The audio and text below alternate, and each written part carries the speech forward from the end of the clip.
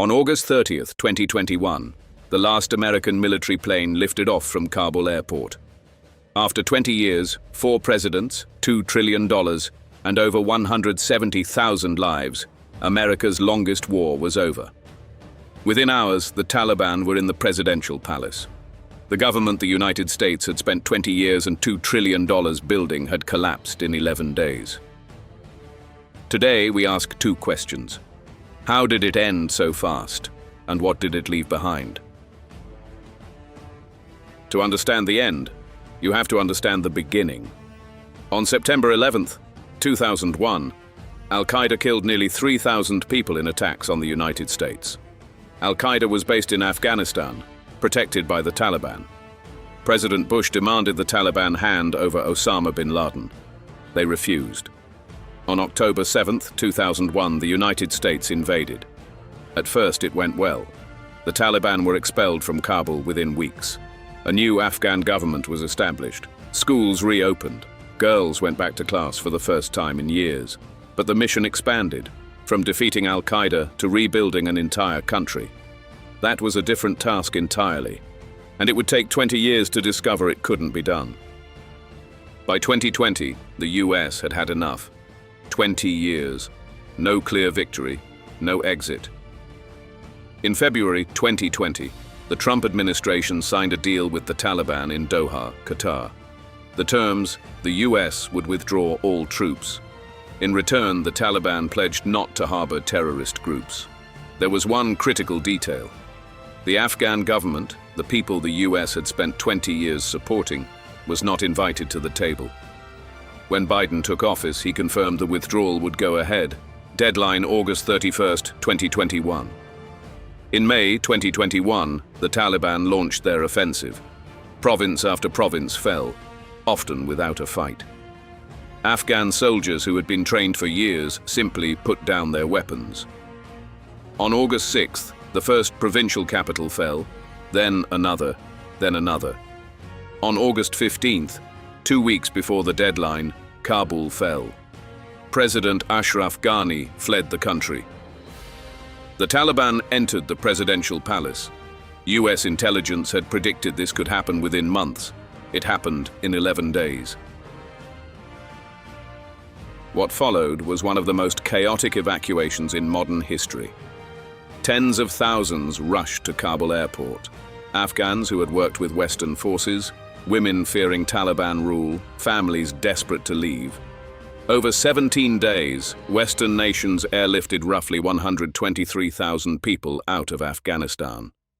On August 26th, a suicide bomber detonated at the airport gates, killing 13 US service members and around 170 Afghans. It was the deadliest day for US forces in Afghanistan in over a decade.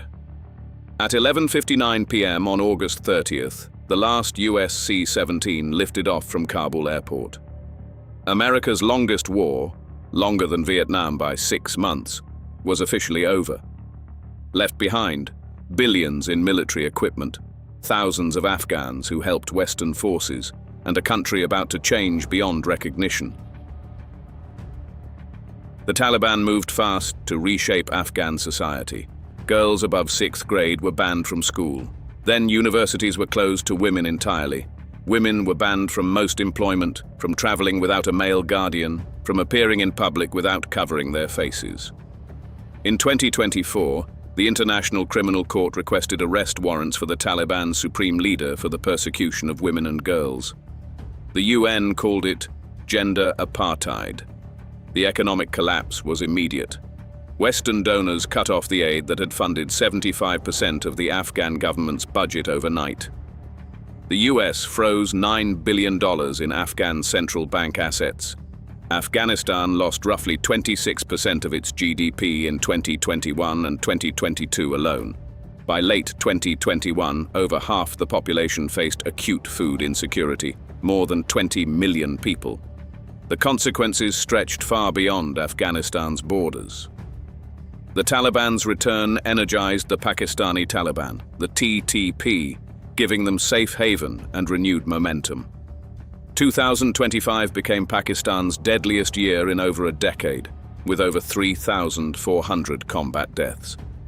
In October 2025, Pakistan launched airstrikes on Afghanistan, the most direct military confrontation between the two countries since 2021. A ceasefire was brokered. It collapsed. The violence continued. The war that ended in Afghanistan did not end. It just moved. So what did 20 years achieve? Al-Qaeda was severely weakened.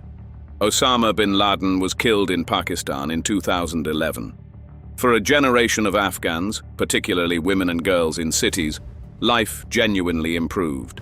Girls went to school, women entered parliament, a free press emerged. But those gains proved entirely dependent on foreign military presence to survive. The moment that presence ended, so did the gains. The numbers are staggering. Over 46,000 Afghan civilians killed in the conflict. The true figure, including indirect deaths, is far higher. 2,400 American service members killed. $2 trillion spent. No country has ever recognized the Taliban government. Afghanistan remains cut off from the global financial system. The war ended. The isolation didn't. Afghanistan in 2026 is a country frozen. No foreign government recognizes the Taliban. No international institution funds the state. Girls still cannot go to secondary school.